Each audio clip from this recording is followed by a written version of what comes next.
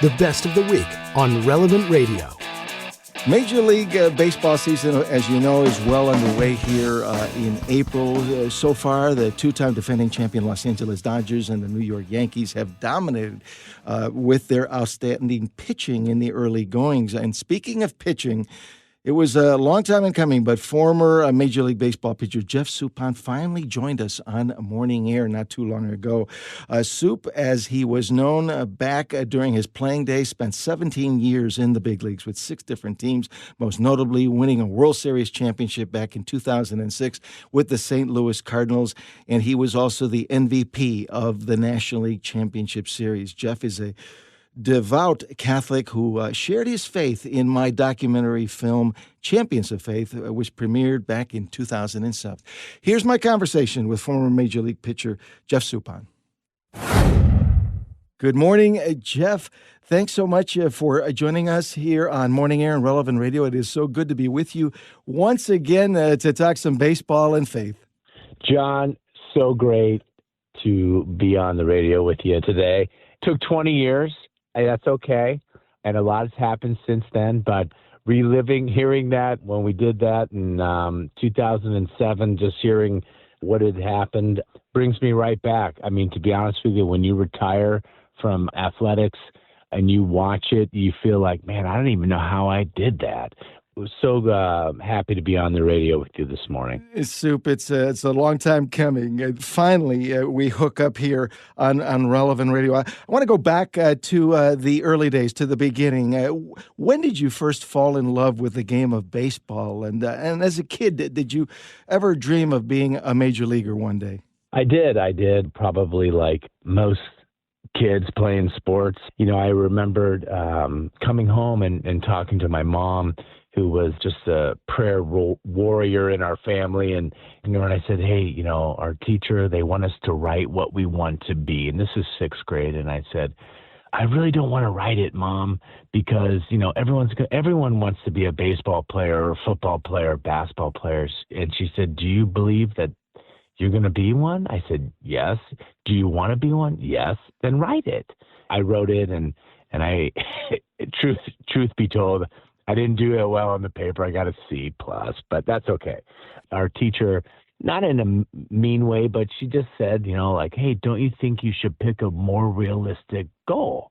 And I've always told that story, and everyone's like, oh, you told her. And I said, no, that's not the point. The point is that, God's going to put things on your heart, and everyone's not going to support you in them. So you got to work for it. So it was about that time, 6th grade, 12, I think. I started working toward this goal, not in a crazy way like sports is now, but just in like this way that it just was a part of my life. And so at about 14, I was in 8th grade. I was playing at West Hills baseball.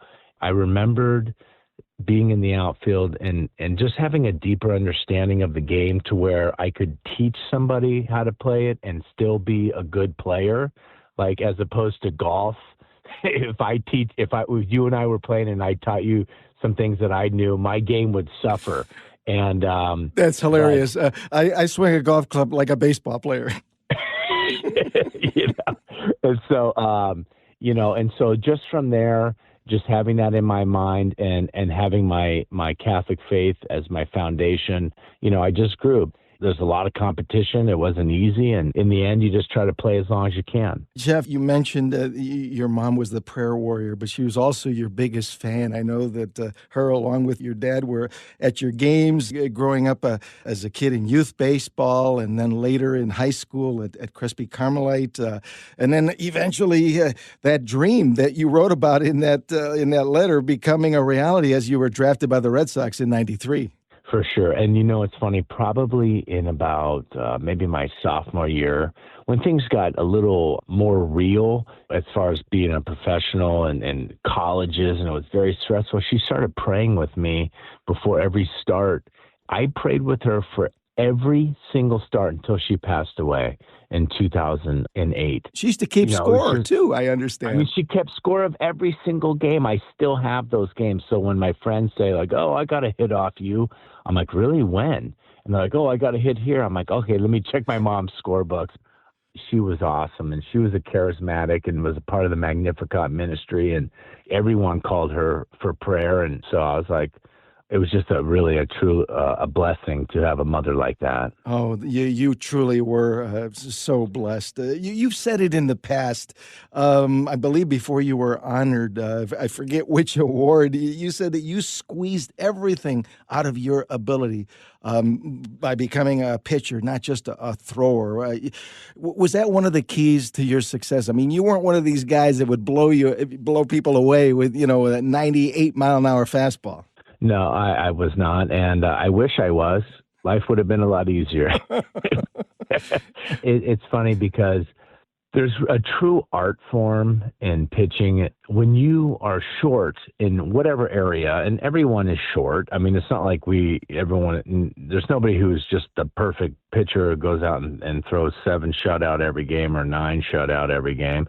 I averaged 89 to 92 my whole life, basically. And as I got a little bit older, it was a little bit less, but people don't realize the humility that you need to play, right? They always see the athlete as like macho and this and that. And look, that is a reality, but I mean, everyone's been humbled. And that's the beauty of the game of baseball, is that there's 2 types of players in this world that play baseball: those who are humble and those who are about to be. I love it. That sounds like old Coach Donnelly. That's where I learned it from. When I watched it, I'm like, you know what? That is one of the greatest lines I've ever heard, and I've shared it ever since. That's the game, and that's the older way the game was played, where it was kind of like just do your job. And so I had to work very hard, and it was a lot of failure. I was blessed to play that long, and I'm so proud of being able to play that long. There's no doubt you were extremely blessed, Jeff. A long 17-year Major League Baseball career. You won 140 MLB games, a World Series championship, a National League championship, MVP. How important, as you reflect back, was your Catholic faith every step of the way during your career? It was 100% a foundation, and I don't know how I would have done it without it. I'm sure every Catholic would say that. I don't know how I would make it through this without my faith. I don't know how I'd make it through this situation without the sacraments, without Mass and confession. And I mean, I think we're all in that same boat. Whatever career we've chosen, there's an ebb and flow, and we're strong, and then we're weak, and then we need help. And so that's exactly what, going through a regular season is. I was blessed to have, I don't know what the word is, given or put into my life, some great priests. When I was 20 years old, Father Dick Raymond, who was an Opus Dei priest in Boston, I ended up meeting him. He picks me up, takes me to lunch. Just the rest was history. And he was my spiritual director, and he loved the game. He was from Chicago, World War II. It was hilarious. He was 75, I was 20, but really changed the trajectory of my life as a Catholic, my life as a baseball player, really kept me on a good path. Soup, there's no doubt that your faith was in play, especially in that National League Championship Series and World Series with the Cardinals back in 2006. What do you remember the most about those moments? That's why I played that soundbite at the beginning of our segment from Champions of Faith, because it was so inspiring. You have all this stress, and you just stay focused, and you just keep it small. And you don't worry about the big picture. So there was a lot of stuff swirling around in that time, a lot of distractions. Father Dick, when I was talking with him, he said, listen, a lot of things are going to come your way. The devil is a very sneaky when a lot of these things are like, they're good. They seem good, but it's a distraction to what you're supposed to do. What are you supposed to do? And I'm like, I'm supposed to help the team win. So that was really where my focus was. So everything was surrounded was just the team, helping the team, contributing, how I can contribute. I remember Game 7. I remember Game 3, the high of just basically, hitting a home run and pitching well and throwing 8 innings, and we win the game easy.